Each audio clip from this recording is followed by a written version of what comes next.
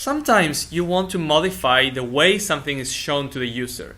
You don't necessarily want to modify the objects, the variables that are behind, but for example, you might want to show some text in uppercase or some numbers with a certain kind of format.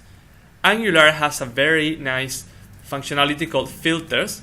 In the documentation you can find more details on each one of the filters, and in this lesson I'm going to show you some basic ones. I have this example here, our app. You see that some of the numbers have different number of decimal. You might want to have them all shown with 2 decimals. Same with the text. Some people type their uppercase wrong or differently, and so we're going to have all of this shown in uppercase. To use a filter, you attach it to an expression using this character, and now you enter the name of the filter that you want to use. In this case, we want to use the uppercase filter. So if we reload the page, I see that now all of the letters are in uppercase. You can also have parameters to filters.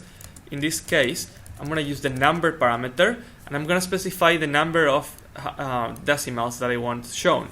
In this case, it's going to be 2.